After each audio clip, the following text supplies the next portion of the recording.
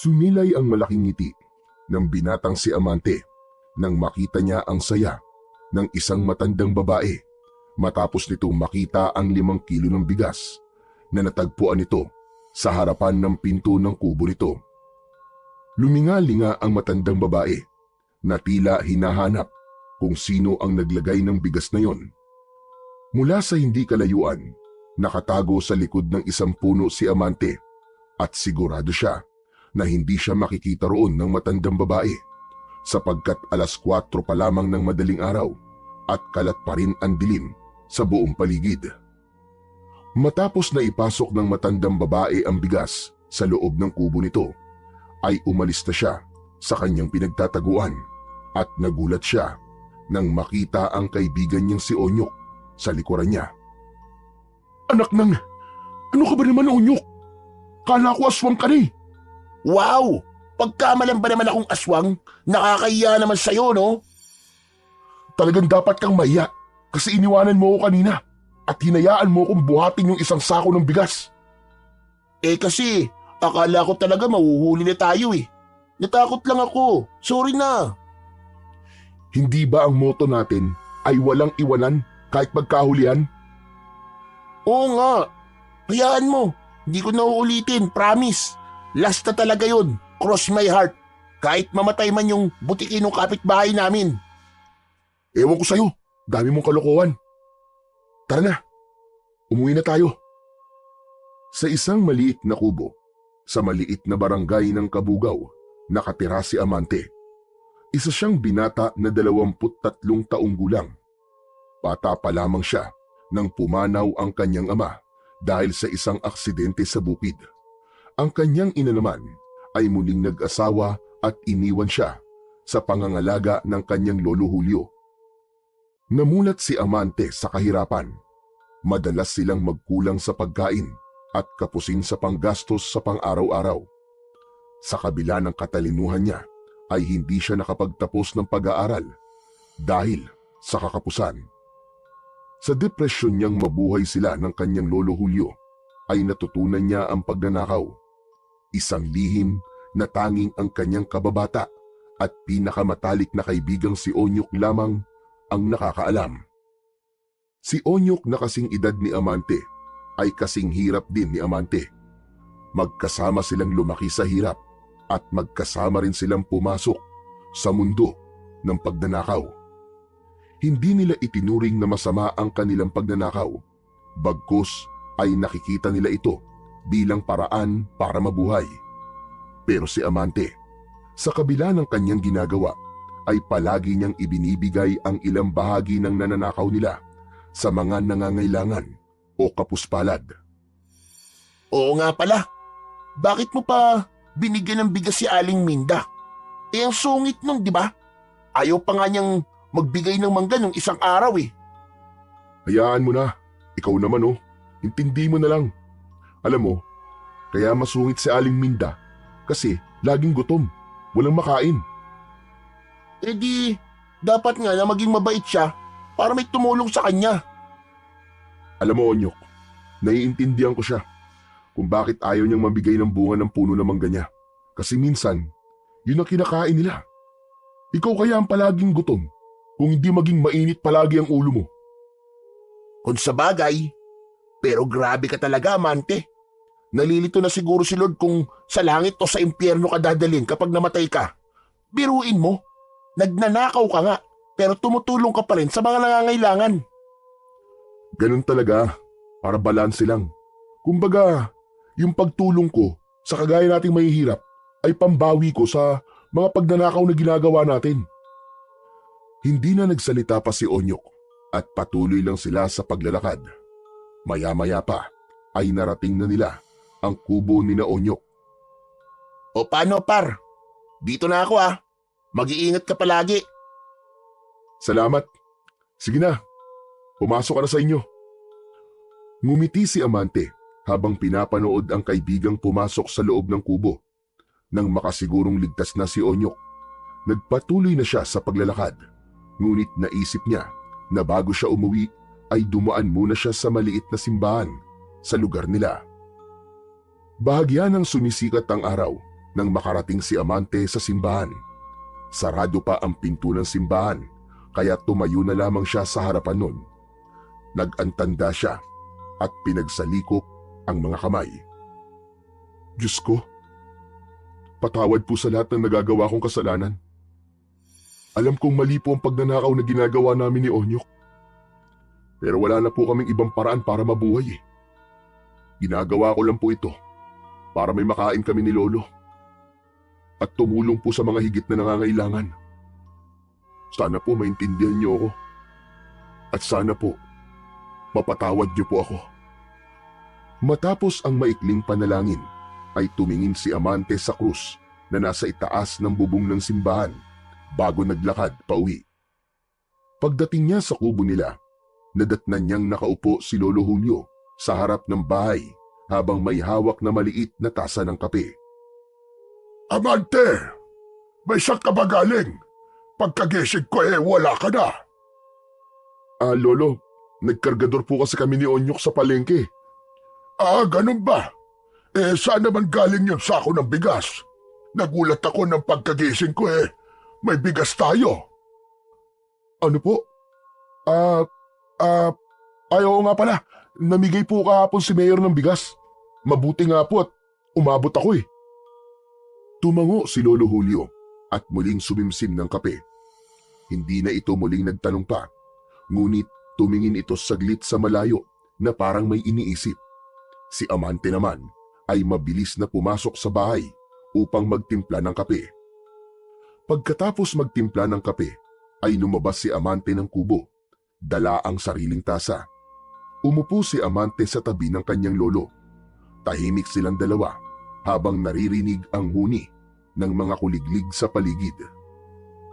Amante, kailan kaya tayo yayaman?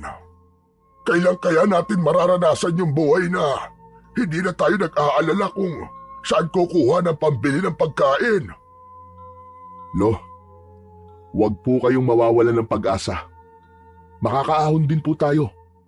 Hindi ko lang alam kung kailan, pero gagawin ko po ang lahat ng paraan, Lo, para mangyari po yun. Aba, bilis-bilisan mo. Baka naman patay na ako hindi pa nangyayari yan. Amante, matanda na ako at parang hindi ko na yata aabutan ng ginhawang sinasabi mo. Lo, hindi yan mangyayari. Hindi po ako papayag. Pinapangako ko po sa inyo. Makakatikim kayo ng masarap na buhay bago po kayo mawala. Tsaka Lo, matagal pa yun. Huwag niyo pong pinag-iisip yun. Lumingon si Lolo Julio kay Amante. May lungkot sa mga mata nito. Sana nga, Amante. Sana nga. Pero tandaan mo, ang importante ay lumaban ka ng patas sa buhay. Wala sa yaman ang tunay na tagumpay, kundi sa kung paano mo ito nakuha. Basta malinis ang mga kamay mo, sigurado kong maaabot mo rin anuman ang pangarap mo. Opo, Lolo. Tatandaan ko po ang sinabi niyo.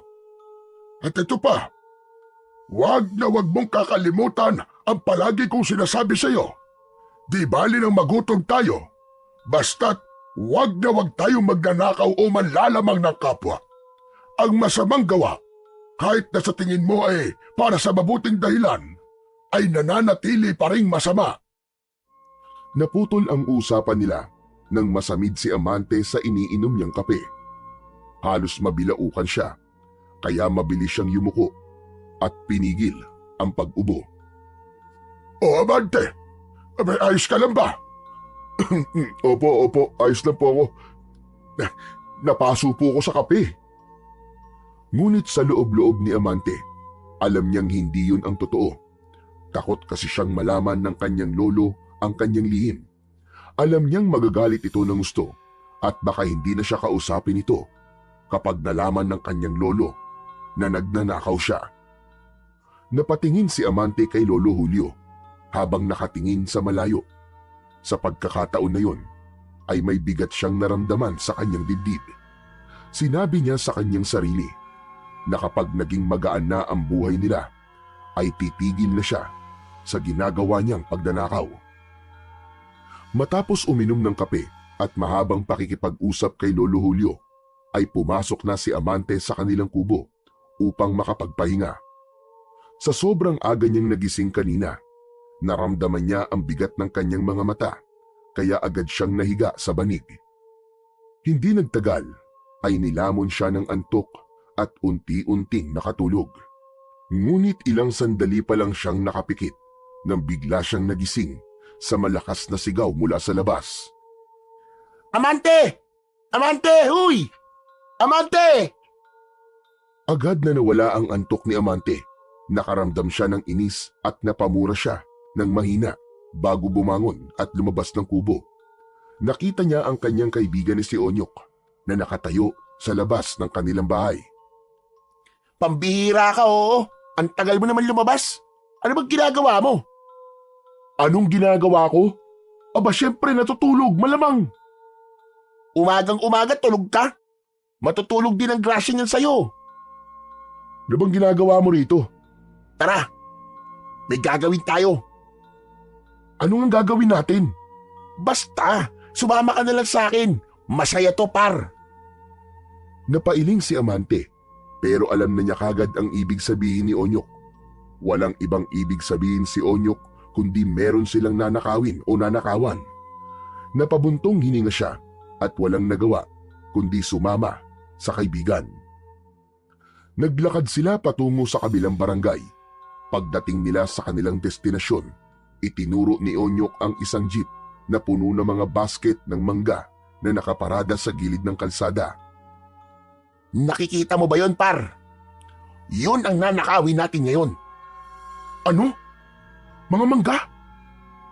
Anak ng 7 kalabaw, oo. Ginising mo ako ng ganito kaaga para lang sa mga mangga? Kasi naglili ang nanay ko eh. Kagabi pa siya naghanap ng mangga. Wala naman kaming pambili tapos ayaw pa mamigay ni Aling Minda. Sige na, par. Tulungan mo naman ako. Napabuntong hininga si Amante. Hindi na siya sumagot at tumango na lamang. Wala na siyang magagawa kundi ang pumayag dahil nandun na sila. Nag-abang sila ng tamang pagkakataon habang ang lalaking nagbababa ng mga basket ng mangga mula sa jeep ay abala sa ginagawa nito. Nang tumalikod ang lalaki upang dalhin ang ilang basket na naibaba na sa nakaabang na tricycle, ay mabilis na kinuha ni na Amante at Onyok ang isang basket ng mangga. Mabilis silang tumakbo palayo at hindi na sila lumingon sa jeep at doon sa lalaki. Nang tuluyan na silang nakalayo, ay saka lang sila nagsimulang maglakad habang habol ang kanilang paghinga. Isang matandang lalaki ang nakita nilang nakaupo sa gilid ng kalsada. Nilapitan ito ni Amante at binigyan ng 3 piraso ng mangga. Nagpasalamat naman ang matanda at nagpatuloy na sila sa kanilang paglalakad. Doon na nagsimula si Amante na bigyan ng mangga ang bawat taong nakakasalubong nila. Hanggang sa napansin ni Onyok na kalahati na ng mga mangga ang nabawas, kaya huminto muna ito at ibinaba ang basket sa lupa. Oh, bakit ka huminto, par? Pagod ka na ba? Oo, pagod na ako. Pagod na ako sa pamimigay mo ng mangga. Sa hindi mo naman kilala. Pambira ka naman, par, oo. Tama na. Baka wala nang matira sa atin yan eh. Onyok, hindi naman natin mauubos lahat yan eh. Ang dami-dami niyan, no? Mas mabuti nang ipamigay mo yung iba kesa mabulok at hindi mapakinabangan. Sa ginagawa mo, parang balak mong ipamigay lahat eh. Kapag walang natira para sa nanay ko, ikaw ang bahala magpaliwanag sa kanya. Par, okay lang yan. Mas mahalaga na nakakatulong tayo. Saka, hindi ko naman uubusin yan eh. Magtitira pa rin ako ng sapat para sa nanay mo. Napailing na lang si Onyok, ngunit wala na itong nagawa. Muli nilang binuhat ang basket at nagpatuloy sa paglalakad. Sa kanilang paglalakad ay napadaan sila sa malaking bakal na gate ng asyenda ni Don Severino. Ang gate na yon ay mistulang simbolo ng kapangyarihan at kayamanan ng taong nakatira doon. Sa kabila ng gate, tanaw nila ang malawak na lupain ng asyenda, ang mga taniman, mga naglalakihang puno, at ang magarang mansyon na nakatayo sa gitna. Kilala si Don Severino sa lugar nila dahil ito ang pinakamayamang tao roon. Napahinto sina Amante at Onyok sa paglalakad. Sabay nilang tinignan ang harapan ng asyenda. Grabe, par! Ang yaman naman talaga ni Don Severino, no? Kahit sa panaginip, di ko maaabot ang level niya sa pagiging mayaman eh. Wala, dumi lang ako ng kuko. Pero alam mo, si Don Severino ang patunay na kahit masama ang ugali mo, bibigyan ka pa rin ng maraming biyaya ng buhay. Napangiti si Onyok kay Amante habang nakakunot ang noo. Paano mo naman nasabi yan, par? Di ba? Bali-balita na malupit daw si Don Severino sa mga trabahador niya. Kapag nagkamali ka, paparusahan ka kagad o di kaya hindi ka papasahurin. Hindi ba kumalat na ng balita na may isang trabahador niya na napasobra ang lagay ng fertilizer sa mga tanim nilang kamatis. Tapos, itinali ni Don Severino yung trabahador niya sa kabayo at kinaladkad. Saka, nabalitaan mo na bang tumulong si Don Severino sa mga mahihirap dito sa atin? Di ba hindi pa? Oo, tama ka, hindi pa nga. Sa totoo lang, mas mabuti ka pa nga, Amante. Kasi kahit mahirap ka rin, ay tumutulong ka pa rin sa mahihirap. Yun nga lang, galing sa nakaw ang pinagtutulong mo. Mabuti na ang ganun, par, kesa hindi tumutulong. Kaya nga nasabi ko na hindi porket masama ang ugali mo, hindi ka nabibiyayaan. Kaya nga, pinigilan ko nun si Lolo Julio nang gusto niya magtrabaho sa asyenda ni Don Severino. Baka kung ano pang gawin sa kanya. Saglit na natahimik ang dalawa habang tinitignan ni Amante ang gate. Inisip niya ang lahat ng mamahaling bagay sa loob ng mansyon ng mayamang lalaki. O par, bakit bigla ka yatang natahimik? Nako, parang iba yung nasa isip mo ah. Parang nakikinita-kinita ko na. Wala, sira ulo. Tara na, umuwi na tayo para mapakain mo na tong mangga sa nanay mo naglilihi. Bago sila magpatuloy sa paglalakad, ay sinulyapan muna ni Amante ang mansyon ni Don Severino. Isang ideya ang biglang nabuo sa kanyang isipan, ngunit hindi muna niya yon ipinaalam kay Onyok. Ang gusto niya, kapag sigurado na siya, ay sa kanya yun sasabihin sa kanyang kaibigan. Sa mga sumunod na araw, hindi nawala sa isipan ni Amante ang hasyenda ni Don Severino, ang malawak na lupain at ang mga bagay na maaari nilang manakaw doon. Sa bawat oras na may pagkakataon, pasimple siyang nagpupunta sa paligid ng hasyenda upang pag-aralan at alamin ang mga posibleng daan na pwede niyang pasukan sa bawat pagpunta niya ron. Unti-unting nabuo ang plano sa kanyang isipan. Isang araw, natuklasan ni Amante ang isang makipot na daan sa loob ng gubat na patungo sa likurang bahagi ng asyenda. Sa kanyang pagsusuri, naisip niyang yun ang pinakamadaling daan papasok sa loob na malayo sa mga mata ng mga bantay at trabahador. Isang umaga, nagtungo si Amante sa bahay ni Onyok at nagtungo sila sa dulong bahagi ng kanilang barangay kung saan walang kabahayan at maraming puno. Ang lugar na yon ang naging tambayan nila tuwing kailangan nilang mag-usap sa mga susunod nilang plano. Ano palang gagawin natin dito, par? Ikaw naman, para kang bago ng bago eh. Bago pa ba sa'yo kapag nandito tayo? Onyok, may naisip ako magandang plano. Anong plano? Makinig ka mabuti. Pagnanakawan natin ang asyenda ni Don Severino. Napakunot ang noon ni Onyok at natigilan sa kanyang narinig. Maya-maya pa ay mariin itong umiling. Ano?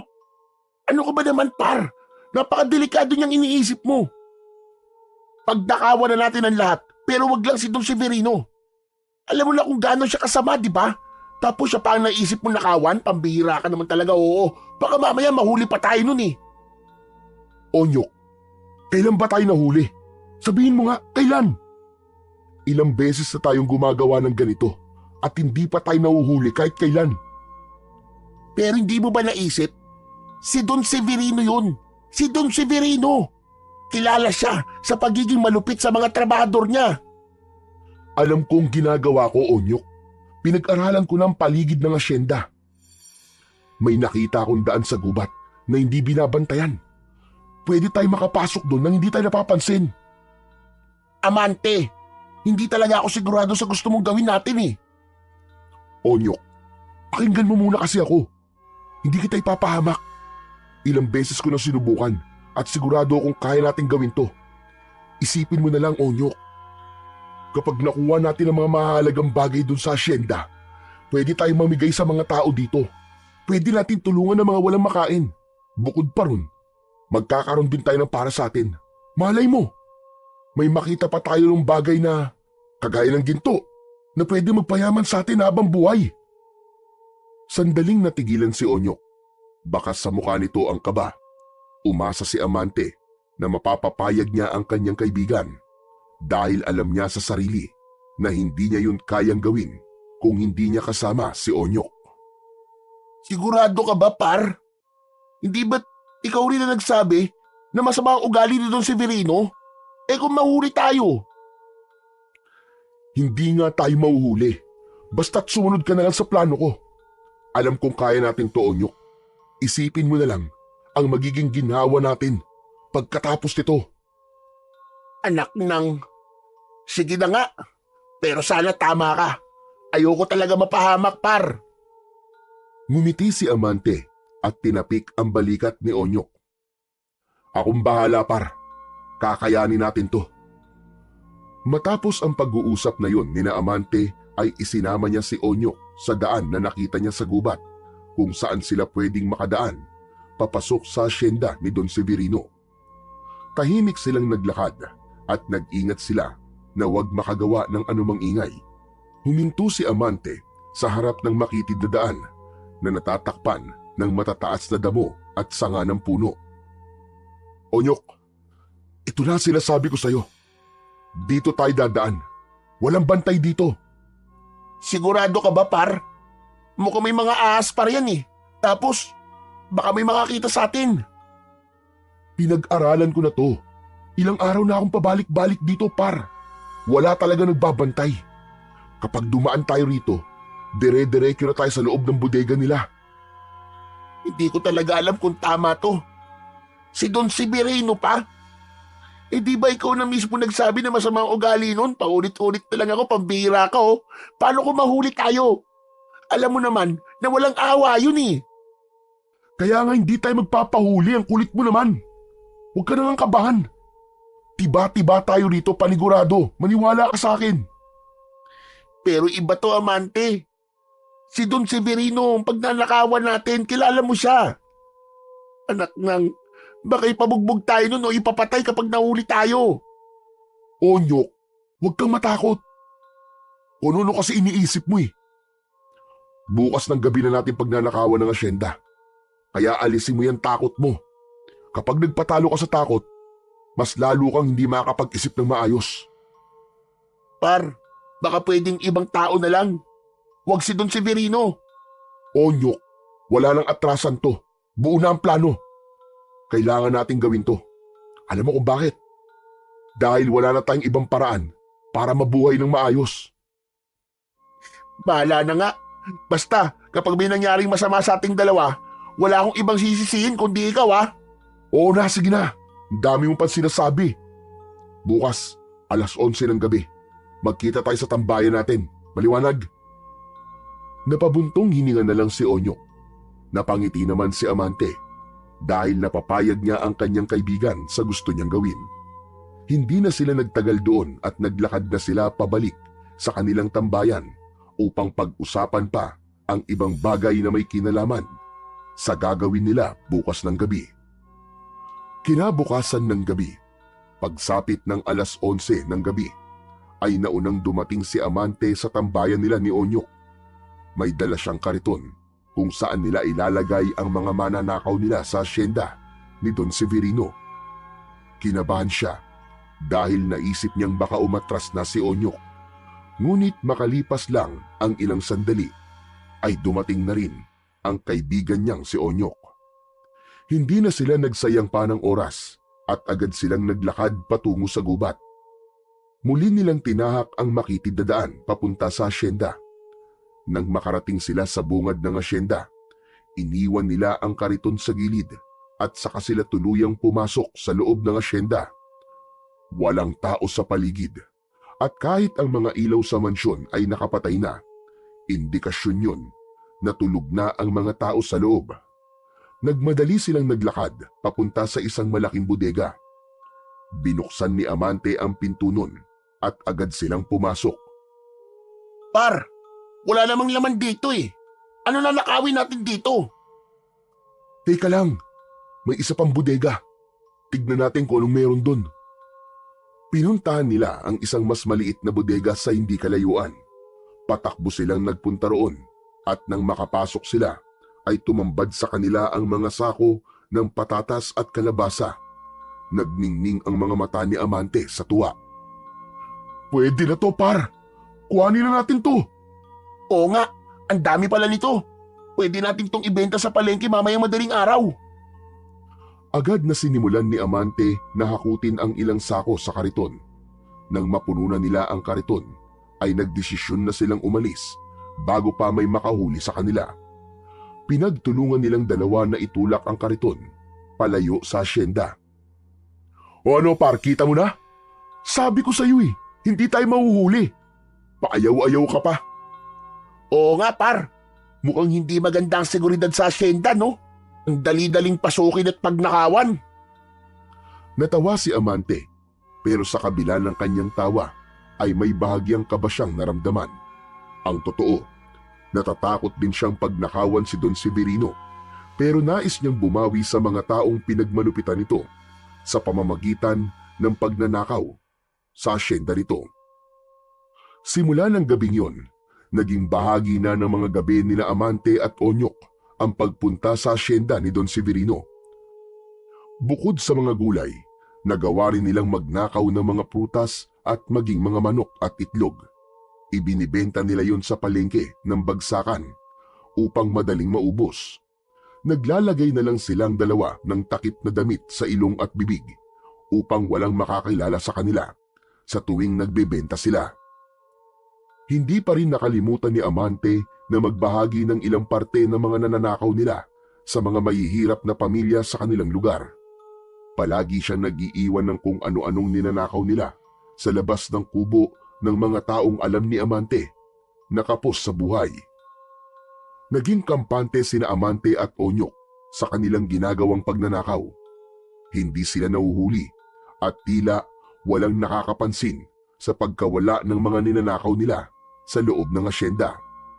Para sa kanila, naging madali at natural na lang ang pagnanakaw kay Don Severino. Sa isip ni Amante, kinukumbinsi na lang niya ang sarili na wala namang masama sa kanilang ginagawa, lalo pat nakakatulong naman siya sa iba. Isang umaga, nang magising si Amante, ay agad siyang bumili ng pandesal sa panaderya na malapit sa kanilang kubo. Pagbalik niya ay nagprito siya ng itlog at maya-maya pa ay nagising na rin si Lolo Julio, kaya inaya niya na yon na mag-almusal. Tahimik na kumakain si Amante habang iniisip kung ano ang susunod nilang nanakawin ni Onyok sa asyenda ni Don Severino. Amante, narinig mo na ba ang balita na kumakalat dito sa lugar natin? Hindi pa, Pulo. Ano pong balita? Aba, akalain mo, may nagnanakaw daw sa asyenda ni Don Severino. Napakurap si Amante at halos mabulunan sa kanyang kinakain. Agad siyang uminom ng tubig at pinilit niyang umaktong normal. Talaga, Polo? Kailan po nangyari yon? Ilang linggo na raw eh. Pero mas naging madalas daw nitong mga nakaraang gabi. Ang sabi, kung ano-ano daw ang nawawala. Mga gulay, prutas, manok. Abay pati raw ang itlog, ninanakaw din. Grabe na talaga mga magnanakaw ngayon. Wala nang pinapatawad. Kahit ano ay nanakawin. Hindi agad nakapagsalita si Amante. Hindi niya naitago ang kaba na kanyang naramdaman. Dumaloy ang malamig na pawis sa noo niya. Sabi pa, Kinausap na raw ni Don Severino ang kapitan natin. May pabuyang ibibigay sa sino mang makakapagturo o makakahuli sa mga magnanakaw. 10,000 piso daw ang pabuya. Sigurado ko na marami ang magiging masigasig para mahuli ang mga magnanakaw na yon. Naku, nakakatakot na pala sa lugar natin, Lo. Hindi ko po akalain na meron po pala ditong magnanakaw. Oo nga, Abante. Napakatapang na mga magnanakaw na yon. Ang lalakas ng loob para targetin ang asyenda ni Don Severino. Alam mo namang, kilala siya sa pagiging malupit, hindi ba? Wala siyang pinapalampas. Mas lalong kinabahan si Amante sa sinabing yun ni Lolo Julio. Nanlamig ang buong katawan niya. Nang tumingin siya sa kanyang lolo, ay nakakunot ang noo nito habang may pagtataka sa muka. Ayos ka lang ba, Abante? Abay, bakit parang namumutla ka? Ha? Ano po? Wala po, Lolo. Medyo napaisip lang po ko sa mga sinabi niyo.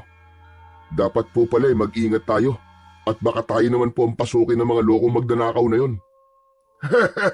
Ano naman ang mananakaw nila dito sa kubo natin? Yung mga inuuling na kaldero natin? Pabihira. Pero tama ka pa rin. Kahit walang mananakaw dito sa atin, ay kailangan pa rin nating mag-ingat. Tumango si Amante at pilit na tinapos ang kanyang kinakain. Sa bawat subo, hindi niya maiwasang mag-alala. Ang mga salitang binitiwan ng kanyang lolo ay tila mga mabibigat na alon na humahampas sa kanyang konsensya. Alam niyang napakalaking gulo ang pinasok niya at ngayon, hindi niya alam kung paano siya makakawala. Oo nga pala.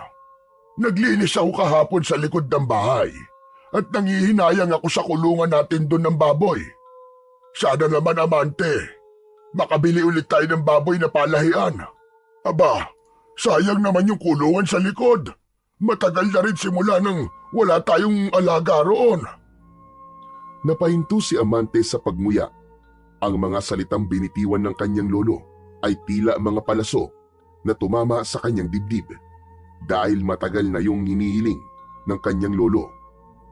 Hindi sumagot si Amante at nagkunwaring abala sa pagkain.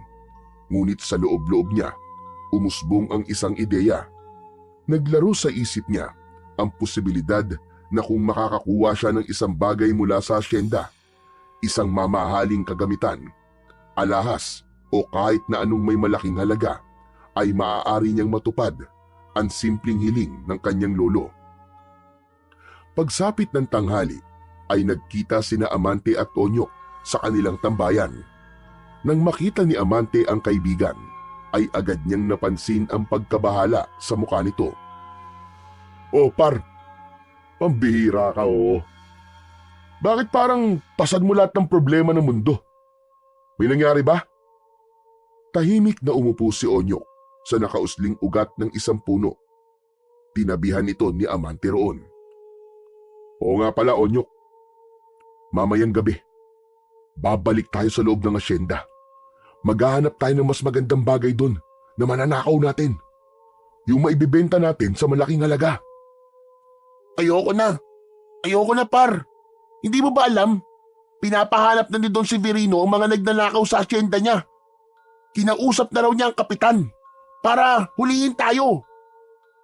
Isang beses na lang, Onyok. Isang beses na lang. Pangako, huli na talaga to.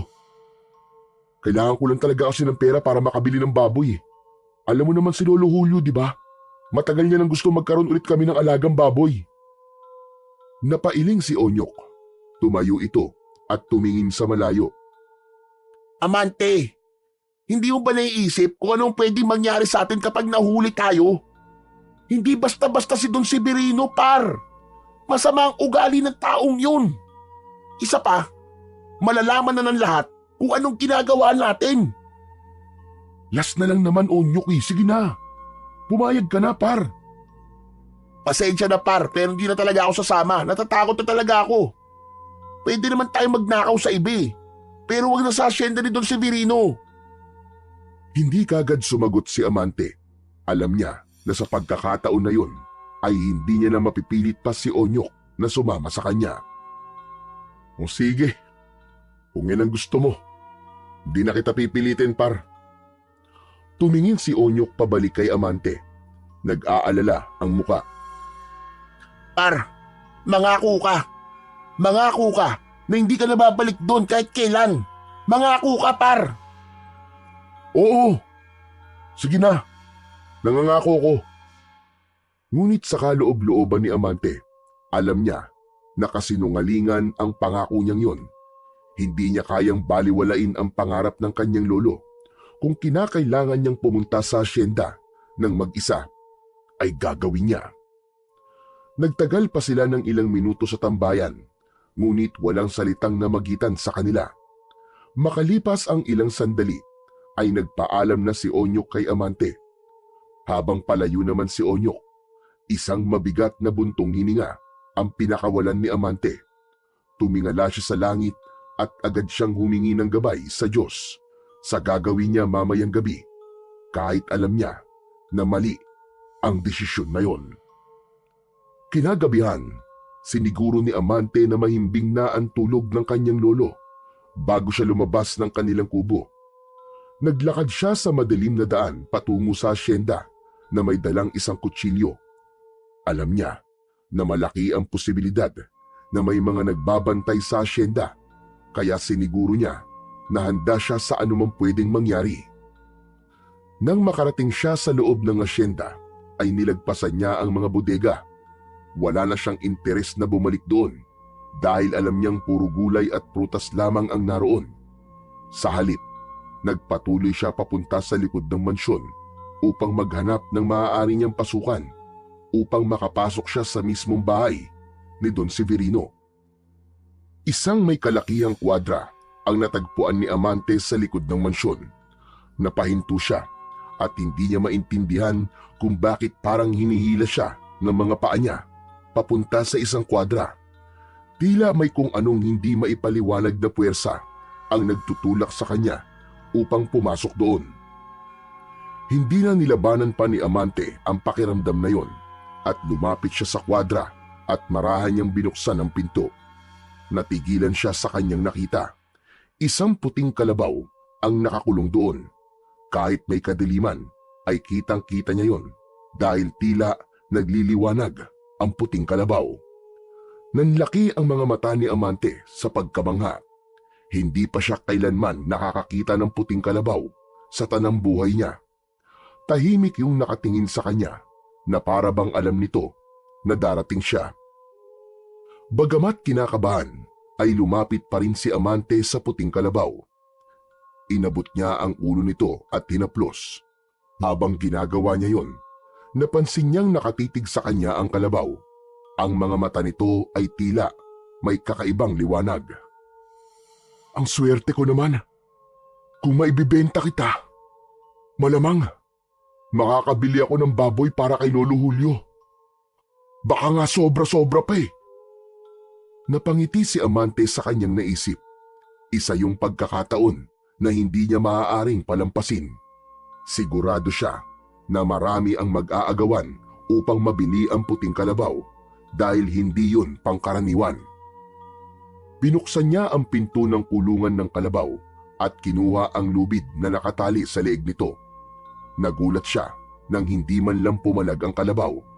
Tahimik lang itong sumunod sa kanya habang hawak niya ang lubid. Makalipas ang ilang sandali, tuluyan nang nakalabas sina Amante at ang kalabaw sa asyenda.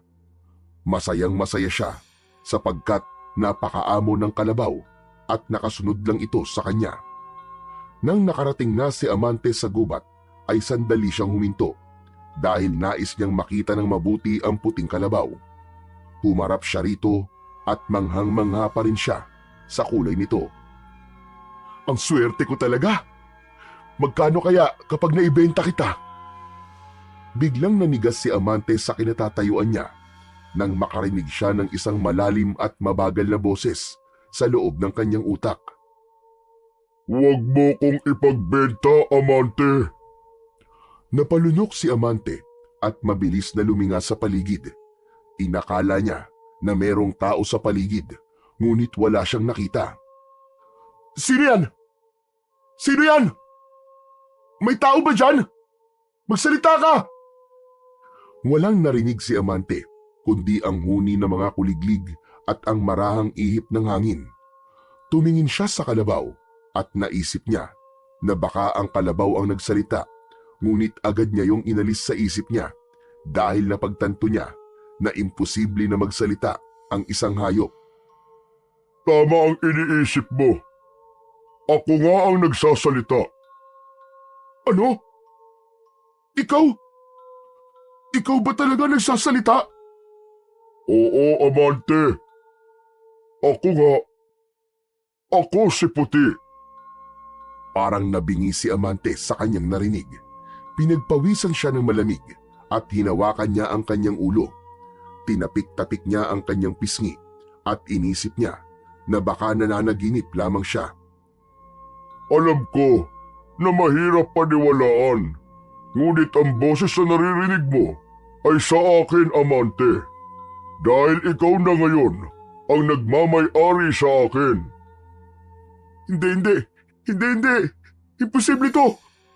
Hayop ka lang eh. Hindi ka pwede magsalita. Hindi pwede yun. Wala kang dapat ikatakot sa akin, Amante. Hindi kita sasaktan. Sa katunayan, nagpapasalamat pa ako sa iyo. Bakit mo naman kailangan magpasalamat sa akin? Dahil ninakaw mo ko mula kay Don Severino. Napalunok si Amante at nag-isip siya kung tatakbo na ba siya o lalapitan ulit ang kalabaw.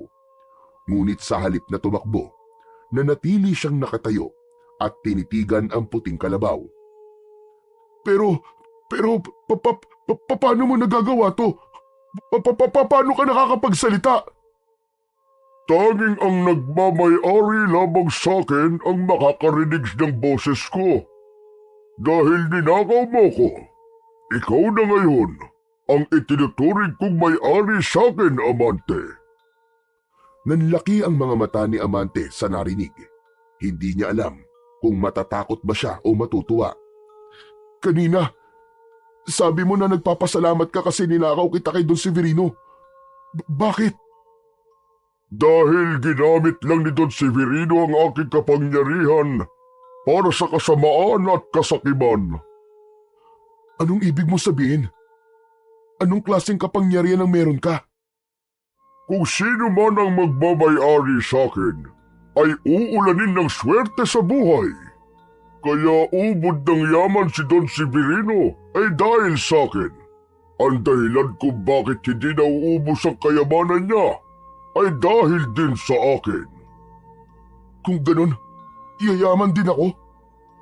Dahil ako na ang may-ari sa'yo ngayon, hindi ba?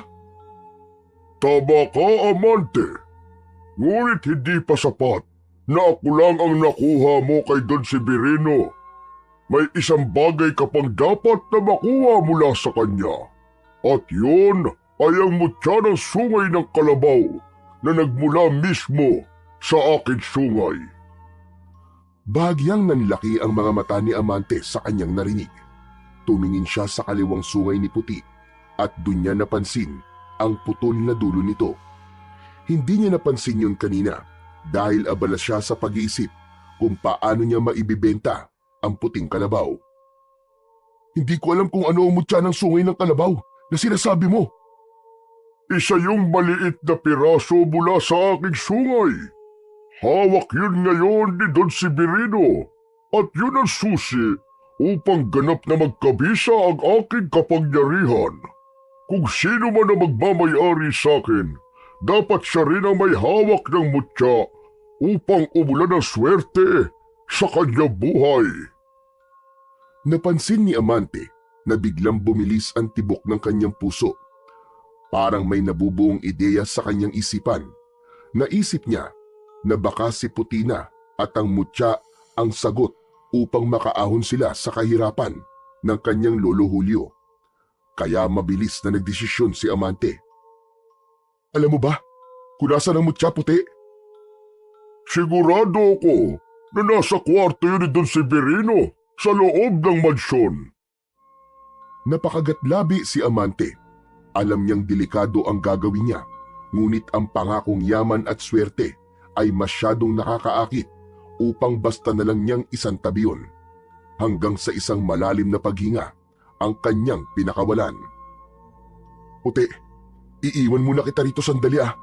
Babalikan kita kagad. Kukunin ko lang yung mutya na sinasabi mo.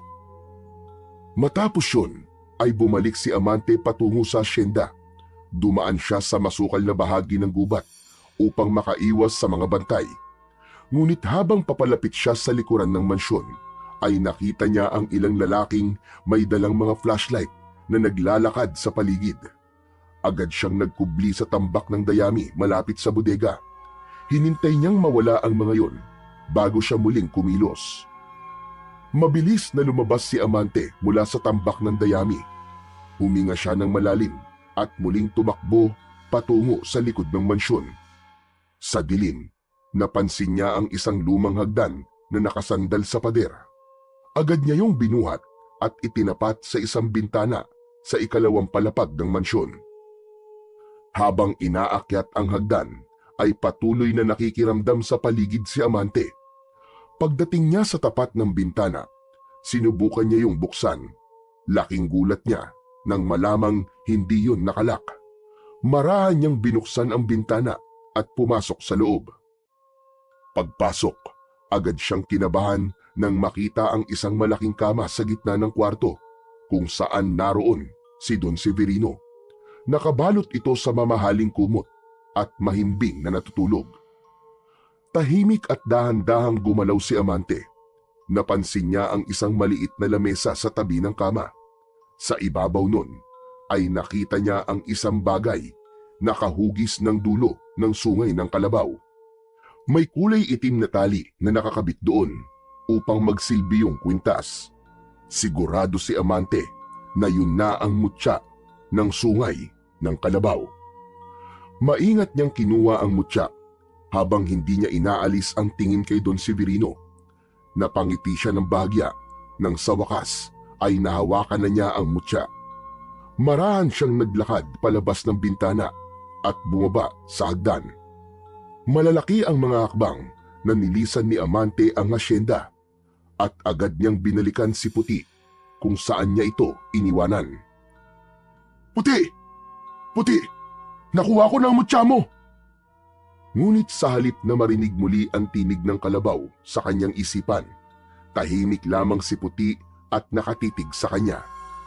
Bahagyang naguluhan si Amante, ngunit napailing na lang siya at inisip na baka napagod na si Puti. Ibinulsa na lamang ni Amante ang mutya at kinuha ang dulo ng lubid na nakatali sa leeg ni Puti. Naglakad na siya pabalik sa kanilang bahay habang puno ng pag-asa at pananabik sa bagong buhay na naghihintay sa kanila ng kanyang lolo Julio. Pagkarating ni Amante sa harap ng kubo nila, ay huminto siya at tumingin kay Puti na nakatayo sa tabi niya. Luminga siya upang maghanap ng lugar na pwede niyang pagtaguan kay Puti, ngunit wala siyang nakita. Hanggang sa naalala niya ang kulungan ng baboy na nasa likod ng kanilang kubo. Hinila niya si Puti papunta sa likuran ng kubo at dinala niya si Puti sa loob ng kulungan ng baboy. Pasensya ka na, Puti ah. Medyo masikip dito. Pero pansamantala lang naman to hanggang sa makakita ko na mas malawak na lugar kung saan kita pwedeng itago. Tahimik lamang si Puti habang nakatingin kay Amante na tila nauunawaan nito ang kanyang sinabi. Kumuha si Amante ng mga nakatambak na lumang plywood at sako sa likod ng kanilang bahay.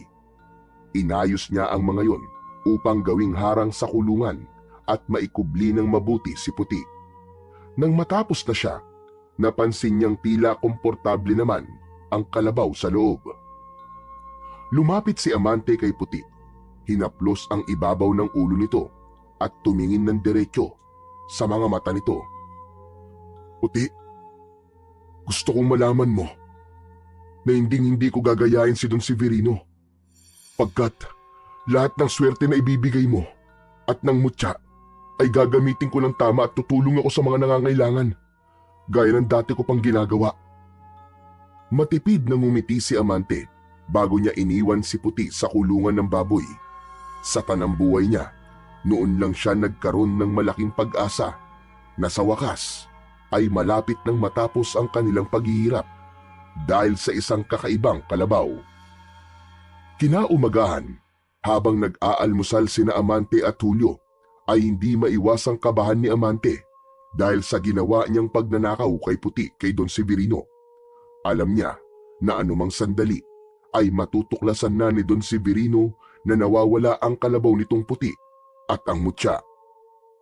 Ante, ayos ka lang ba? Kanina ka pa nakatulala dyan May problema ka ba, iho? Wala po. Medyo kulang lang po siguro ako sa tulog, Lolo. Napapitlag si Amante nang makarinig sila ng malakas na katok sa pinto ng kanilang kubo. Napahinto si Amante at halos mabulunan sa kinakain nang maisip niya na baka si Don Severino ang nasa labas. Tumayo si Lolo Julio at binuksan ang pinto.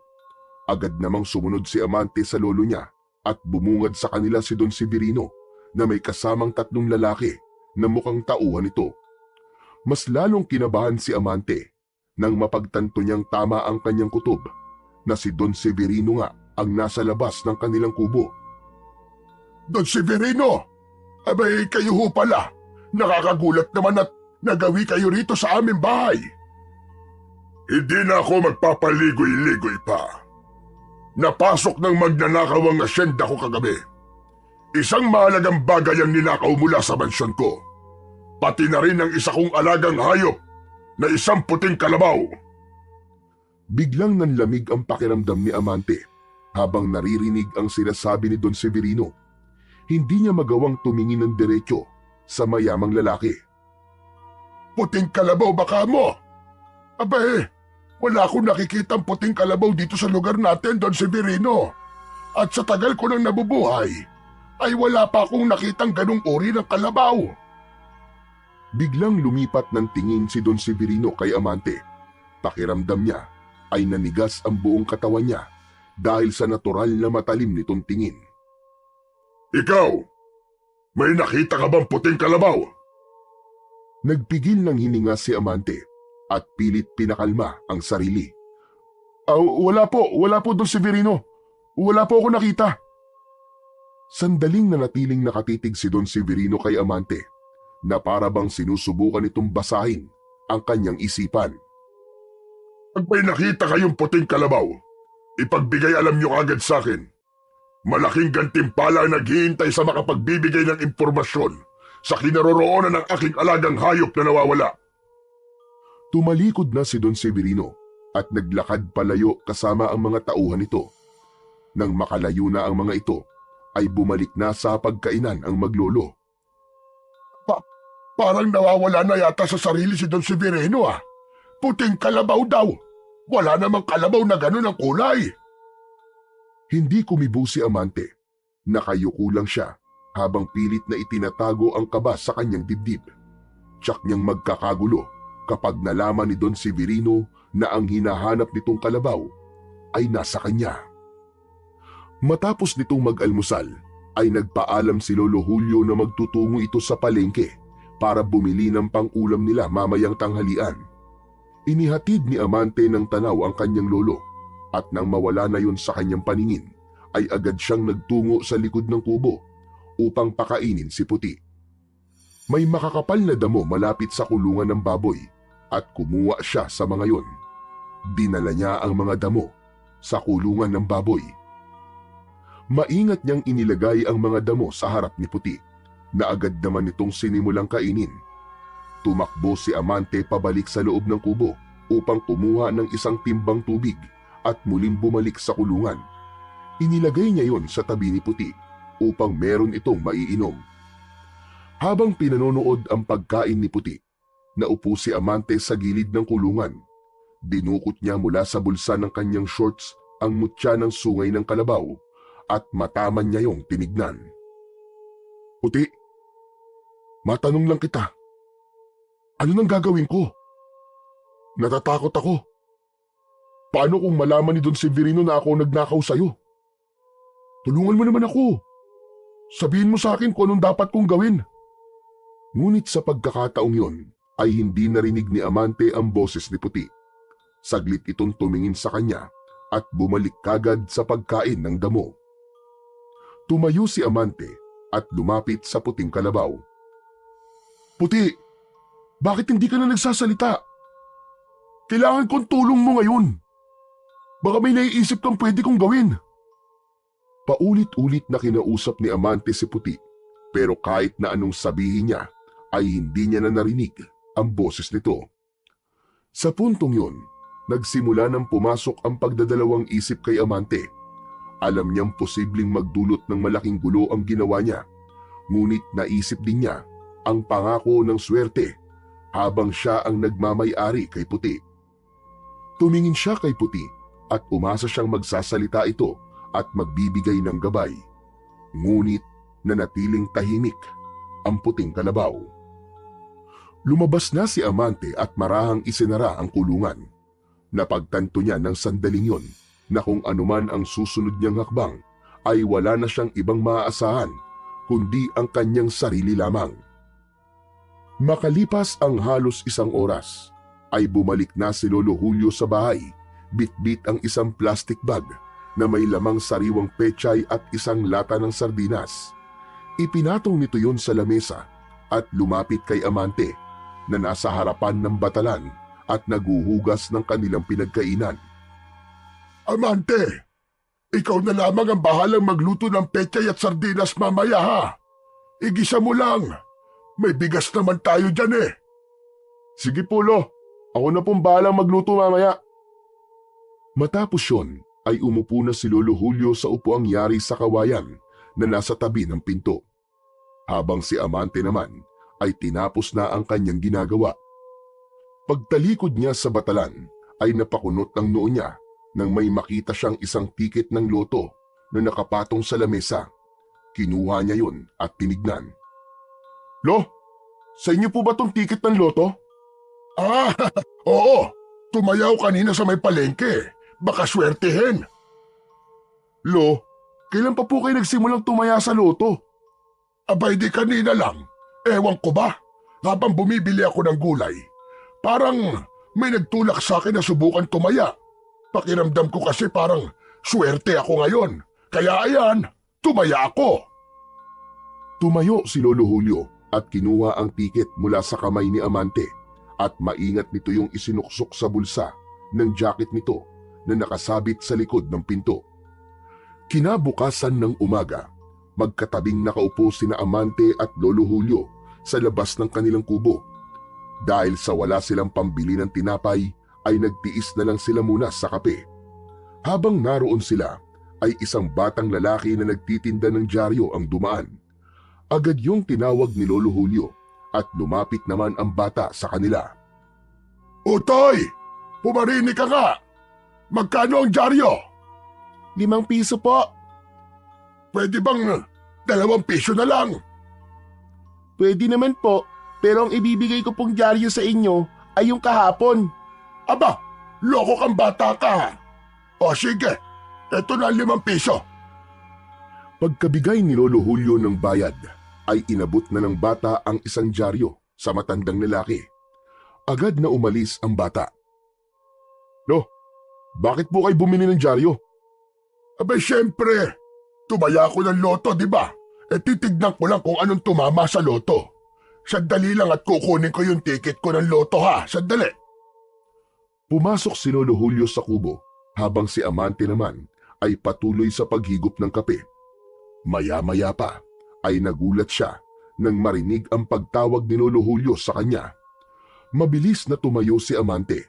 Kinabahan siya dahil nanginginig ang boses ng kanyang lolo. Pagpasok niya ay nakita niyang nakaupo si Lolo Julio sa silya habang hawak ang loto ticket at ang dyaryo. Halata ang panginginig sa mga kamay nito. Bakit, Lo? Ano po nangyari? Amante! Amante! Tumama tayo! Tumama tayo sa loto! Mayaman na tayo, Amante! Napalunok si Amante at kinuha ang loto ticket mula sa kamay ni Lolo Julio. Mabilis niyang sinuri ang mga numero at ikinumpara sa numerong nasa dyaryo. Nanlamig siya ng husto nang mapagtanto na 6 na numero ang nakuha ng kanyang lolo. Jackpot! Lolo! Lolo, oo nga! Jackpot po ang tinamaan niyo, Lo! Mayaman na nga po tayo! Mayaman na tayo, Lo! Diyos ko! Hindi ko alam kung anong ginawa nating kabutihan para mapasa atin ang ganito swerte. Pero salamat! Salamat po, Panginoon! Salamat po at mayaman na po kami ng apo ko! Umiiyak na nagyakap sina Amante at Lolo Julio. Agad na pumasok sa isip ni Amante si Puti at doon niya napagtanto na totoo nga ang swerteng dala nito.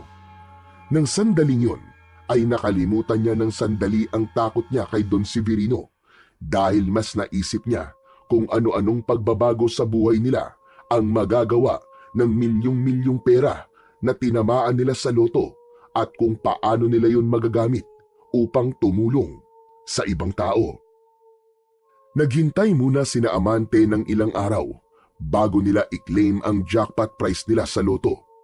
Nagbukas ng bank account si Lolo Julio upang doon muna ilagay ang napakalaking halaga ng pera na meron sila. Habang naglalakad sila pauwi sa kanilang kubo, ay panay ang pasasalamat ni Amante kay Puti at sa Mutya dahil alam niya na ang swerteng yun ay bigay ng mga ito. Amante, ngayon ko lang naranasan ng ganitong pakiramdam. Para akong nasa alapaap. Para lang akong nananaginip. Sampalin mo nga ako. Baka ako'y magising. Lo, hindi ko na po kayo kailangan sampalin. Totoo po ito, Lo. Pero ngayon, Lo, naisip ko po, kailangan natin tong ingatan at gamitin po sa tama. Tama ka dyan, Amante. Pero hindi lang natin itatabi ito para sa sarili natin. Alam ko ang hirap ng mga kababayan natin dito sa Kabugaw. Kailangan nating tumulong sa abot ng ating makakaya. Oo nga po, Lo. Pwede natin tulungan ng mga magsasaka.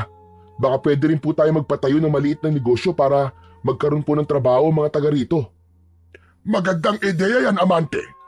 Gusto ko rin magbigay ng tulong sa simbahan para naman lahat ng biyayang natanggap natin ay maibahagi din natin sa iba. Sa kanilang paglalakad ay nakita nila si Onyok na naglalakad pasalubong sa kanila. Agad na napansin ni Amante ang kaba at lungkot sa mukha ni Onyok, kaya hindi na siya nagdalawang isip na kausapin ito. Par, okay ka lang ba? Parang ang laki-laki ng problema mo ah. Par, may pagtitipon kasi kanina sa plaza. Nandun si Kapitan at si Don Severino. Oh, ano naman ang sinabi nila sa pagtitipon? Ang sabi po ni Don Severino, kailangan maibalik sa kanya ang puting kalabaw. Ang puting kalabaw daw ang nagpoprotekta sa bayan natin laban sa mga aswang. Noon daw, bago niya nakuha ang puting kalabaw, maraming namatay dahil sa pananalakay ng aswang. Pero nang dumating ang puting kalabaw sa kanya, tumigil po ang mga yon. Nanatiling tahimik si Amante, ngunit sa loob-loob niya ay alam niyang walang katotohanan ang sinabi ni Don Severino. Ramdam niya na paraan lang nito yun upang mas maging masigasig ang mga tao na maibalik dito si Puti. Pero sabi ni Don Severino, dahil wala na ang puting kalabaw sa kanya, babalik daw ang mga aswang dito sa Kabugaw. Kung totoo man ang sinabi niya, abay dapat tayo mag-ingat. Hindi biro ang aswang na sumalakay noon dito. Ang dami niyang naging biktima. Sige na, mauuna na ako sa bahay. Amante, sumunod ka na lamang ha. Sige po, Lo, mag-iingat po kayo. Nang makalayo na si Lolo Julio, ay muling nagsalita si Onyok. Amante, may tatanong ako sa'yo. Ikaw ba? Ikaw ba nagnakaw ng puting kalabaw ni Don Severino? Nagulat si Amante sa tanong ni Onyok. Pinilit niyang maging kalmado. Nakakatawa naman ang tanong mo, Onyok. Paano ko naman mananakaw yung puting kalabaw? Eh, ang laki-laki nun. Ewan ko pero ikaw kagad kasing naisip ko nang malaman kong ninakaw ang puting kalabaw na yun eh. Par, isipin mo nga, paano ko dadali ng ganong kalaking hayop nang hindi ako nahuhuli? Sa bagay, may punto ka naman.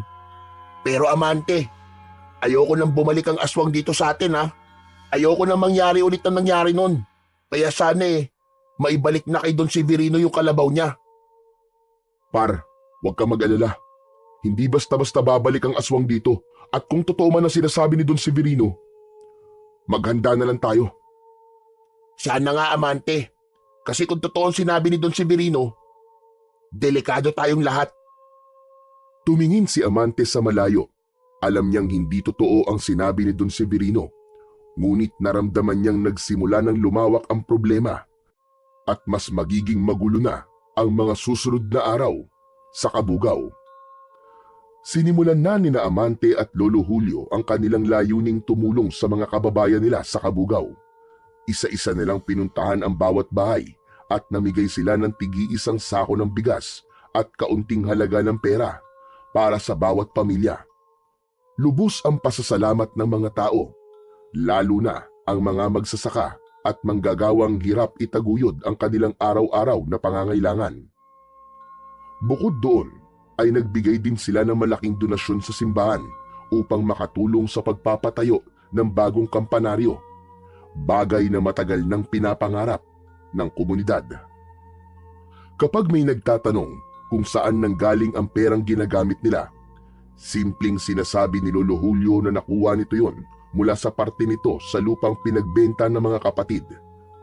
Bagamat may halong pagdududa ang ilan, ang karamihan ay walang interes alamin ang punot dulo ng biglang pagyaman ni na Amante at Lolo Julio. Isang gabi, pinuntahan ni Amante si Puti sa kulungan ng baboy habang ang kanyang lolo naman ay mahimbing nang natutulog. Hinaplos niya ang likod at ibabaw ng ulo ng puting kalabaw habang nakangiti. Puti, maraming salamat sa lahat ng swerteng ibinigay mo sa amin ni Lolo Julio ha. Sa wakas, hindi na kami magugutom at nakakatulong na kami palagi sa mga kababayan namin. Wala kang dapat ipag-alala, Puti. Ginagamit namin ang pera sa tama. Kaya lang, natatakot ako na baka malaman na ni Don Severino na ako ang kumuha sa iyo at sa mutya. Tahimik lamang si Puti na nakatingin sa kanya pero alam niyang naiintindihan siya nito. Itatanong ko na rin pala kung totoo ba ang sinabi ni Don Severino na ikaw daw ang pumipigil sa pagbabalik ng aswang dito sa Kabugao at kailangan daw na nasa kanya ka para hindi na muling sumalakay ang mga aswang dito. Walang nakuwang tugon si Amante mula kay Puti. Nakatitig lamang ito sa kanya. Bahagyang natawa si Amante nang naalala na hindi na nga pala ito nagsasalita. Kinabukasan, sa almusal ay isang masamang balita ang narinig ni Amante mula kay Lolo Julio. Amante, may masamang nangyari. May natagpuan ng mga tao kanina na 2 bangkay ng lalaki sa Talayban. Wakwak daw ang tiyan ng mga ito at wala nang lamang loob. Ayon sa mga tao, aswang daw ang gumawa nun. Baka totoo sinabi ni Don Severino na babalik na mga aswang dahil wala na sa kanya ang puting kalabaw. Napalunok si Amante at hindi nakapagsalita. Biglang bumigat ang kaba sa kanyang dibdib. Sa pagkakataon na yun, ay naisip niyang baka meron talagang katotohanan ang sinabi ni Don Severino. Naisip niya na ang tahimik na pamumuhay ng kanilang tinatamasa ay maaaring magulo sa bawat pagsalakay ng halimaw. Alam niyang kailangan maghanda sila sa anumang maaaring mangyari. Ngunit sa pagkakataong yun, walang katiyakan kung ano ang susunod na hakbang na dapat nilang gawin upang hindi sila mapahamak sa kamay ng mga aswang. Hindi pa man tuluyang nakakabangon ang Kabugao mula sa takot sa pagpatay sa 2 lalaki, ay muling dumating ang balita ng panibagong pag-atake ng aswang.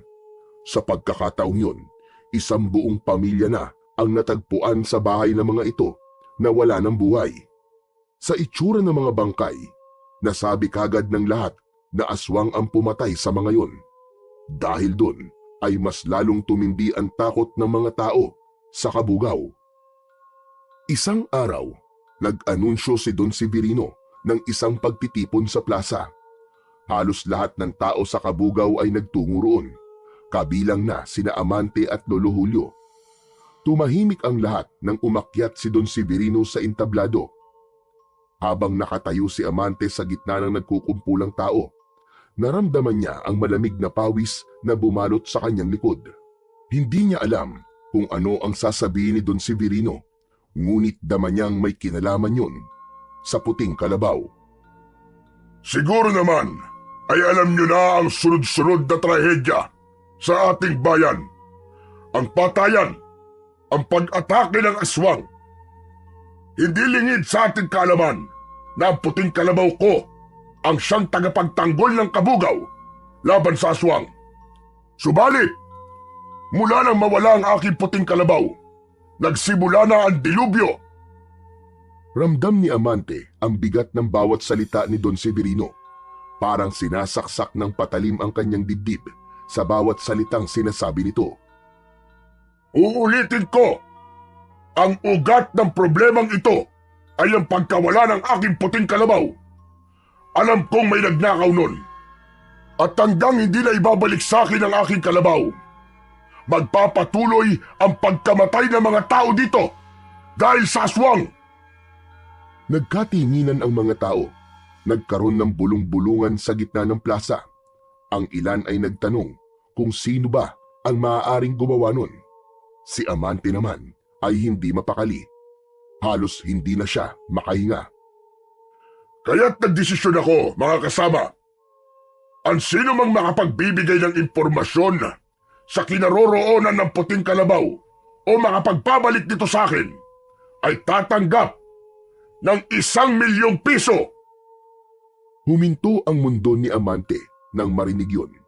Ang mga tao sa paligid niya ay nagkagulo na at halatang interesado sa inaalok na pabuya. Ang ilan ay nag-usap-usap at mas lalo pang bumigat ang pakiramdam ni Amante sa sumunod na sinabi ni Don Severino. At kung sino man ang may kagagawan ng pagnanakaw sa aking puting kalabaw, siya ang may pinakamalaking kasalanan sa mga nangyayari ngayon. Siya ang dapat sisihin sa lahat ng kamatayan na nangyayari dito sa buong Kabugaw. Nanginginig ang mga kamay ni Amante habang maigpit niyang hinahawakan ang braso ni Lolo Julio. Pakiramdam niya, siya ang pinatatamaan ni Don Severino. Hindi niya alam kung paano itatago ang takot sa kanyang muka. Tara na, Lolo. Umuwi na po tayo. Sandali lang, Amante. Baka may iba pang sasabihin si Don Severino. Wala na po tayong dapat marinig. Tara na, Lo. Hindi na hinintay ni Amante ang sagot ni Lolo Julio. Mahigpit niyang hinila ang braso ng kanyang lolo at mabilis silang umalis mula sa plaza. Habang naglalakad sila pabalik sa kanilang bahay, hindi mapigilan ni Amante ang kaba. Pakiramdam niya, sinusundan siya ng mga tingin ng mga tao na parang alam na ng mga ito na siya ang nagnakaw sa puting kalabaw. Pagdating ni Amante at Lolo Julio sa kanilang bahay, ay pareha silang tahimik. Umupo si Lolo Julio sa bangko at napabuntong hininga. Lolo, mukhang galit na galit po si Don Severino kanina. Aba, sino ba naman ang hindi magagalit, Apo, kung nawalan ka ng alaga na mahalaga pala rito sa Kabugaw? Pero Amante, sa palagay mo ba, totoo yung sinasabi niya na ang kalabaw ang pumipigil sa aswang? Ewan ko po, Lo. Hindi ko pa rin po alam eh. Pinilot ni Lolo Julio ang kanyang sintido at napakunot ang noo nito. Amante, bumili ka nga saglit ng gamot sa sakit ng ulo. Abe, biglang sumakit ang ulo ko sa lahat ng nangyari. Kumuha si Amante ng pera sa mesa at mabilis na lumabas. Habang naglalakad papunta sa tindahan, ramdam pa rin niya ang kaba mula sa mga binitiwang salita ni Don Severino. Matagal niyang pinilit iwaksi sa isip ang takot, ngunit pabalik-balik yun sa tuwing naaalala niya ang pabuya na sinabi ni Don Severino. Sigurado siya na marami ang mag-uunahan para mahanap ang puting kalabaw. Matapos niyang makabili ng gamot, ay agad siyang bumalik sa kanilang bahay. Nagtaka siya dahil pagpasok niya ay wala sa loob si Lolo Julio. Tinawag niya ito ngunit walang sumagot. Lumabas siya ng bahay upang hanapin ito. Nagtungo siya sa likod ng bahay at doon niya napansin na bahagyang nakabukas ang pinto ng kulungan ng baboy. Kinakabahang lumapit doon si Amante at nakita niya si Lolo Julio na lumabas mula roon. Natigilan si Amante nang tumingin ang kanyang lolo sa kanya. Bakas ang galit at pagtataka sa mukha nito. Malalaki ang mga hakbang na lumapit si Lolo Julio kay Amante. Amante, anong ginagawa ng puting kalabaw sa kulungan ng baboy? Nanlamig ang katawan ni Amante. Hindi siya kagad nakapagsalita. Amante, sagutin mo ko. Yan ba ang puting kalabaw ni Don Severino? Nanatiling tikom ang bibig ni Amante at hindi siya makatingin ng diretsyo sa kanyang lolo.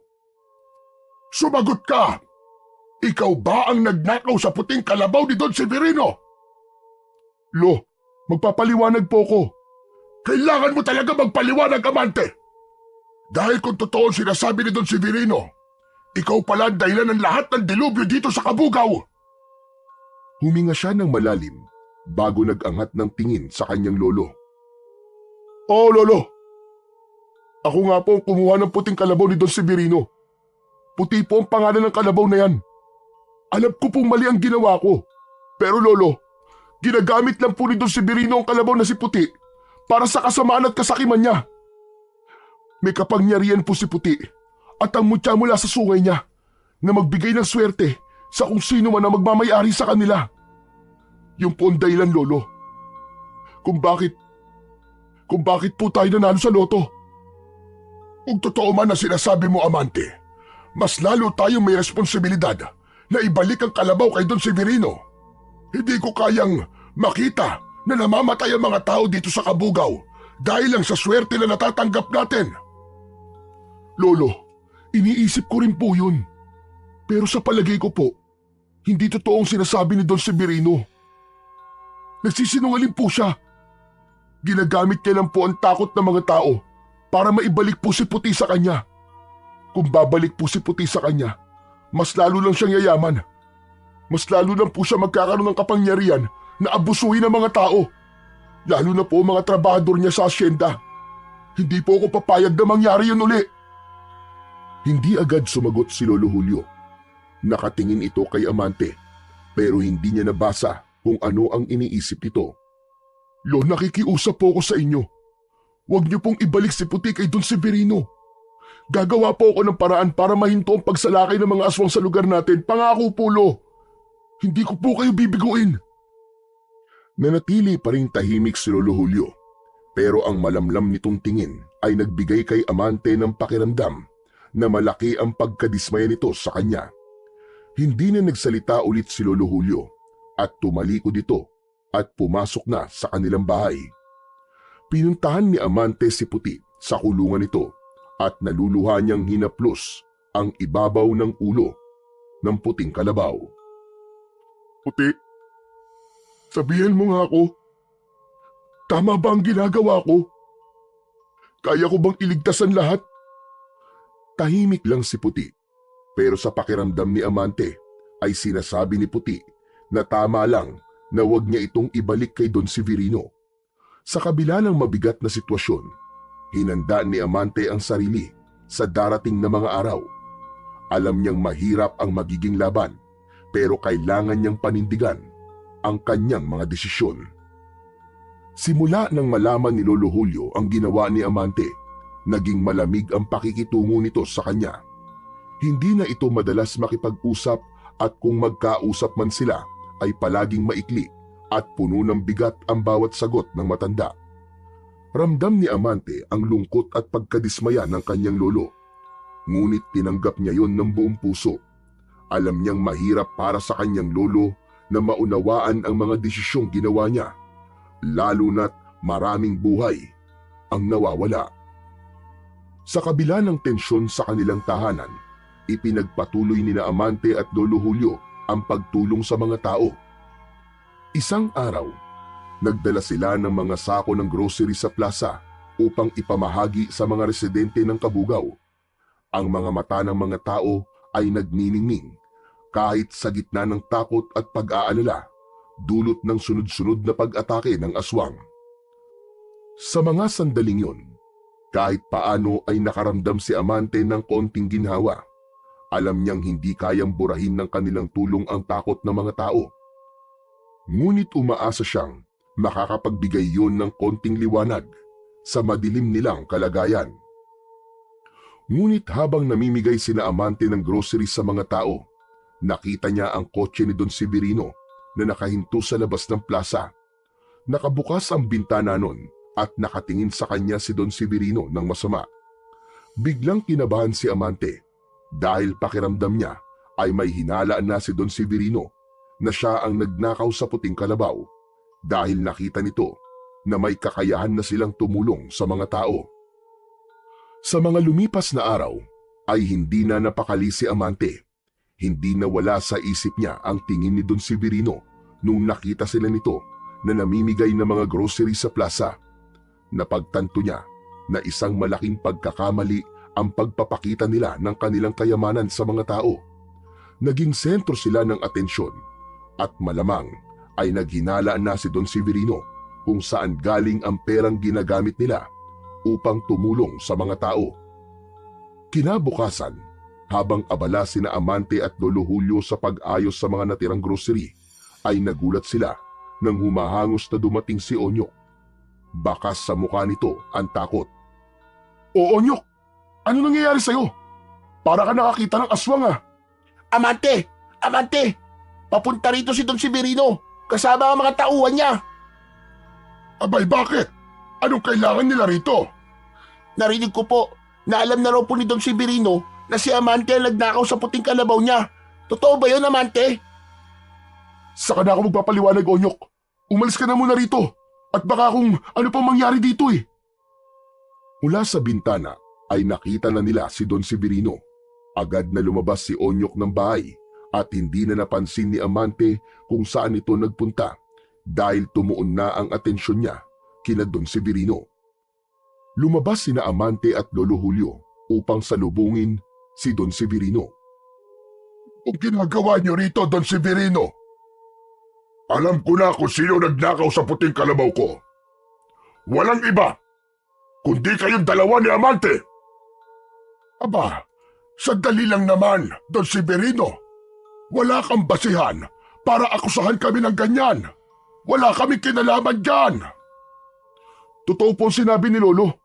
Wala po kami kinalaman sa pagkawala ng kalabaw niyo. Napangisi si Don Severino at tumingin sa kanyang mga tauhan. Malalaman natin kung nagsasabi kayo ng totoo. Halugugin niyo ang buong bahay nila, pati na ang paligid. Sandali lang, wala kayong karapatan na halugugin ang bahay namin ng basta-basta. Wala kayong permiso mula sa mga pulis, Severino. Alam mo, dapat ang batas. Biglang naglabas ng baril si Don Severino mula sa loob ng suot nitong coat. Ipinakita niya ito sa kanila, kaya bahagyang napaatras si Amante. Ito ang permiso ko, Julio. Sa lugar na ito, ako ang batas. Ngayon, tumabi kayo at hayaan ang mga tao ko na gawin ang dapat nilang gawin. Lolo, hayaan na po natin sila. Huwag na tayong lumaban. Unang pinasok ng mga tauhan ni Don Severino ang bahay.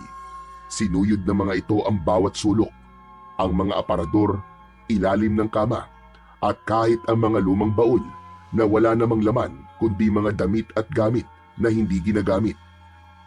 Alam ni Amante na hindi lang ang puting kalabaw ang hinahanap ng mga ito, kundi maging ang mutya na nasa bulsa ng kanyang shorts. Habang nagkakagulo sa loob, nakatayo lang sina Amante at Lolo Julio sa labas ng bahay. Matapos ang ilang minuto, lumabas ang mga tauhan ni Don Severino at tumungo sa likod ng bahay. Doon na mas lalong lumakas ang kaba ni Amante dahil alam niyang makikita na ni Don Severino si Puti. Habang papalapit si Don Severino sa kulungan ng baboy, tila bumagal ang oras para kay Amante. Sa bawat hakbang nito, Pakiramdam ni Amante ay unti-unting nawawala ang kanyang pag-asa. Nang tumigil ito sa tapat ng kulungan, saglit itong tumingin kay Amante bago pumasok. Nang pumasok doon si Don Severino, ay napahawak ng mahigpit si Amante sa braso ni Lolo Julio. Ngunit laking gulat ni Amante nang lumabas si Don Severino habang bakas ang pagkadismaya sa mukha nito. Wala rito! Wala rito ang puting kalabaw! Malalaki ang mga akbang na lumapit si Don Severino kay Amante at tinignan niya ito ng pailalim. Alam kong ikaw ang nagnakaw sa puting kalabaw ko. Yung perang meron kayo ngayon, alam kong isa yung senyales na nasa inyo si Puti at ang Mutya. Ito ang tandaan mo.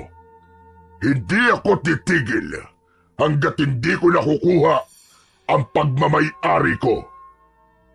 Matapos yun, tumalikod na si Don Severino at ang mga tauhan nito.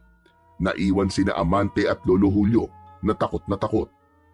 Nang makalayo na sina Don Severino, agad na nagtungo sina Amante at Lolo Julio sa kulungan ng baboy. Nagimbal sila nang malaman na wala roon si Puti. Halos mawalan ng lakas si Amante. Hindi niya alam kung paanong nawala ron ang puting kalabaw. Nagulat na lang sila nang may marinig silang kaluskos mula sa makapal na talayban sa likod ng bahay. Agad silang napatingin doon at mula sa makapal na talayban ay lumabas si Onyok habang hila ang lubid na nakatali kay Puti. Mabilis na lumapit si Amante sa kanyang kaibigan. Onyok! Anong ginawa mo? Naramdaman ko kasi kanina na ikaw ang nagnakaw sa puting kalabaw, Amante.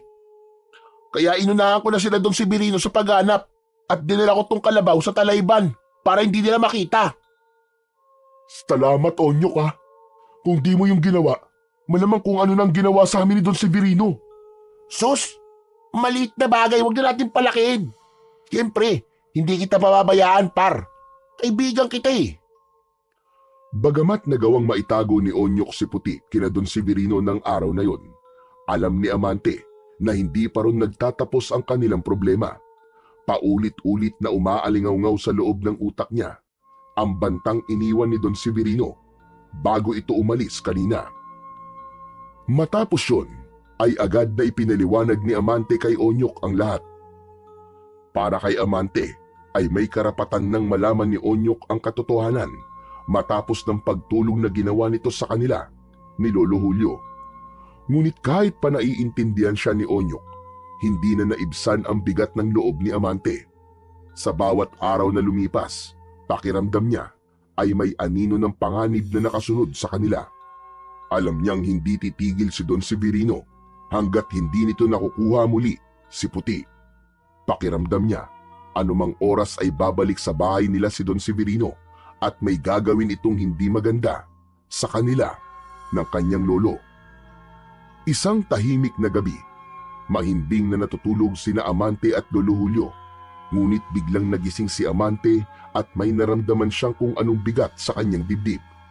Nang iminulat niya ang kanyang mga mata, bumungad sa kanya ang nakakapangilabot na anyo ng isang aswang na nakatayo malapit sa pinto ng kanilang silid.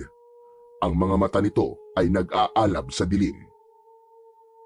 Napasigaw si Amante sa gulat, dahilan upang magising si Lolo Julio. Ngunit bago pa man sila makakilos, biglang sumugod ang aswang kay Lolo Julio. Sa bilis ng pangyayari, hindi na nagawang makaiwas ni Lolo Julio nang sugatan ito ng matatalas na kuko ng aswang sa dibdib. Napahandusay si Lolo Julio sa sahig. Mabilis na nilapitan ni Amante si Lolo Julio at niyakap ng mahigpit. Tumayo ang aswang sa harapan nila at ngumisi. Nagkamali ka ng pinagnakawan na. Papatayin ko muna kayo bago kukunin sa inyo ang kinuha niyo sa akin. Natigilan si Amante. Napatitig siya sa mukha ng aswang at doon niya napagtanto ang nakakagimbal na katotohanan. Don Severino? Ikaw ang aswang? Tama ka. Ako nga. Pero wala akong pakialam kahit alam mo na kung ano talaga ako. Dahil papatayin din naman kita at ang lolo mo! Sa gitna ng pangyayaring yun, biglang naramdaman ni Amante ang pag-init ng mutya ng sungay ng kalabaw na nasa kanyang bulsa. Agad niya yung inilabas at tinignan. Sinabi niya sa mutya, sa pamamagitan ng isip niya, na sana ay protektahan sila nito. Isinabit niya sa kanyang leeg ang mutya at sa sandaling yun ay naramdaman niyang parang may kakaibang puwersang dumaloy sa kanyang buong katawan. Nang umatake si Don Severino, agad niyang iniharang ang sarili sa harap ni Lolo Julio. Sumugod ang aswang, subalit sa pagkabigla nito, hindi natinag si Amante kahit pa buong lakas siyang sinagupa ni Don Severino. Anong nangyayari? Bakit parang kang bato? Malakas na sumigaw si Amante at binuhat niya ang aswang. Buong puwersang ibinato niya yon sa bintana. Nawasak ang bintana at tumilapon si Don Severino palabas ng bahay. Mabilis na dinampot ni Amante ang itak na nasa tabi ng pintuan at lumabas ng bahay na para siyang isang mandirigma na handang lumaban sa isang halimaw. Hindi ako papayag na mapuntang muli sa iyo si Puti at ang mutya! Hindi rin ako papayag na hindi ko yun makukuha sa iyo! Muling sumugod ang aswang. Mabilis ang galaw nito, subalit mas mabilis si Amante. Sa unang pag-atake ni Don Severino, iniwasan ito ni Amante at malakas niyang sinuntok sa tagiliran ang aswang. Dahilan upang mapasigaw ito sa sakit. Gamit ang itak, mabilis na umatake si Amante. Nagsalubong ang kanilang lakas, mga kuko laban sa talim ng itak. Sa gitna ng kanilang sagupaan ay unti-unting lumabas ang mga tao sa kani-kanilang mga bahay at takot na pinanood ng mga yon ang pakikipaglaban ni Amante sa aswang. Hanggang sa nakita ni Amante na bumaba ang depensa ng aswang, sinamantala niya yon at matagumpay niyang nagilitan sa leeg ang aswang. Napasigaw si Don Severino, kasabay ng pagbagsak nito sa lupa. Umagos ang masaganang dugo mula sa malalim at malaking hiwa nito sa leeg. Nang huminto na sa paggalaw ang aswang, ay doon lang nakahinga ng maluwag si Amante. Dahan-dahang lumapit ang mga tao sa katawan ng aswang na wala ng buhay. Karamihan sa kanila ay nag-aalangan at tila hindi makapaniwala sa kanilang nasasaksihan. Ang liwanag ng buwan ay tumama sa nakahandusay na katawan ng aswang. At unti-unting nagbago ang anyo nito. Ang balahibo at mahahabang kuko ay nawala at bumalik ito sa pagiging tao. Nagulat ang lahat nang makilala nila ang mukha ng nakahandusay na katawan. Walang iba kundi si Don Severino.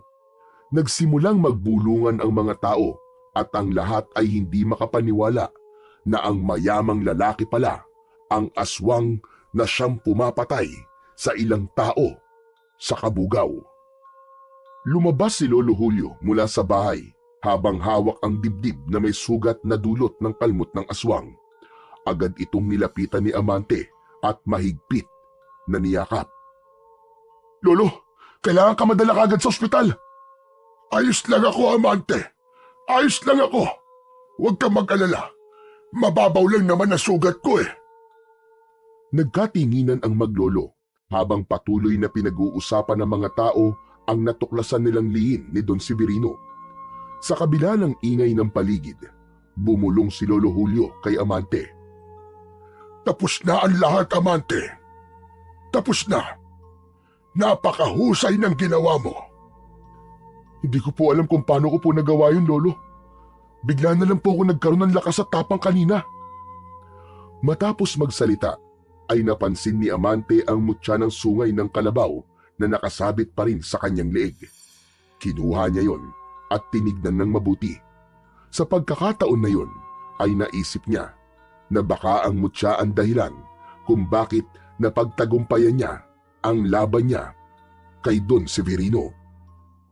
Mabilis na kumalat sa buong Kabugaw ang balitang napatay na ang aswang at natuklasan na ng lahat na si Don Severino ang nasa likod ng lahat ng mga kasamaan at pagpatay ng mga tao. Bukod doon, naging laman din si Amante ng usap-usapan dahil sa kanyang kabayanihan. Marami ang humanga sa tapang na ipinakita niya.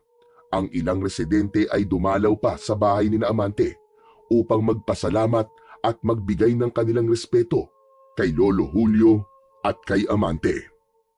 Isang gabi, pumunta si Amante sa likod ng bahay upang dalawin ang puting kalabaw na si Puti.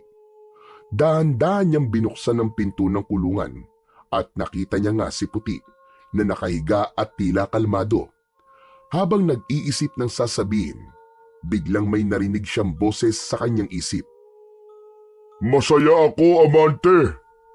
Natuldukan mo na ang kasamaan ni Don Severino. Binabati kita sa iyong tagumpay. Nagulat si Amante, ngunit agad siyang napangiti at mabilis na nilapitan si Puti upang bigyan ito ng mahigpit na yakap. Puti, nagsasalita ka na ulit. Sobrang saya ko na marinig ko muli ang boses mo. Pinili kong manahimik sa mga nakalipas na araw, Amante. Nais kong ikaw mismo ang tumuklas ng solusyon sa problemang hinarap mo. Hindi ko nais na umasa ka lamang sa akin. Alam kong kaya mong malampasan lahat sa sarili mong lakas at pag-iisip. Kumalas si Amante sa pagkakayakap kay Puti at hinawakan niya ang mutya ng sungay ng kalabaw na nakasabit pa rin sa kanyang leeg. Maraming salamat talaga sa iyo, Puti. Pero hanggang ngayon, nagtataka pa rin ako kung paano ko nagawa ang lahat ng yun. Paano ako nagkaroon ng lakas upang talunin si Don Severino? Ang mutya ay hindi lamang nagbibigay ng swerte, Amante. Isa itong mabisang sandata laban sa mga kampo ng kadiliman gaya ng mga aswang. Bibigyan ka nito ng lakas at tibay na kagaya ng sa kalabaw. Ngunit tandaan mo, hindi basta-basta napapagana ang kapangyarihan nito. Tanging ang karapat-dapat lamang ang makakakuha ng lakas mula rito. Kaya sigurado ko, Amante, na ikaw ang karapat-dapat na magmay-ari nito. Maraming salamat talaga, Puti. Dahil sa'yo, natapos ko ang kasamaan ni Don Severino. Ako ang dapat magpasalamat sa iyo, Amante. Kung hindi mo ko ninakaw noon kay Don Severino, malamang ay ginagamit niya pa rin ako sa kasakiman niya. Sa gabing iyon, muling naramdaman ni Amante ang koneksyon nila ni Puti. Hindi lamang bilang alaga at tagapangalaga, kundi bilang magkaibigan na pinagtagpo ng kapalaran upang labanan at wakasan ang kasamaan. Sa paglipas ng mga buwan, tuluyang nagbago ang takbo ng buhay ni na Amante at Lolo Julio. Matapos ang nakakatakot na bangungot na dulot ng aswang na si Don Severino, unti-unti nilang binuo ang bagong yugto ng kanilang buhay. Ang bahay na minsang halos magiba na sa kalumaan ay napalitan ng bago at mas matibay na tahanan. Hindi rin nakalimutan ni Amante ang kalagayan ni Puti. Ang kulungan nito na dating maliit at masikip ay napalitan ng isang malaki at maayos na bahay. Para kay Amante, si Puti ay hindi lamang alaga, kundi isang kaibigan at gabay na naging bahagi na ng kanilang buhay at tagumpay. Hindi rin nagkulang sina Amante at Lolo Julio sa pagbabahagi ng kanilang tagumpay sa iba. Bumili sila ng malawak na lupain sa Kabugaw at ginawa itong taniman ng gulay at palaisdaan.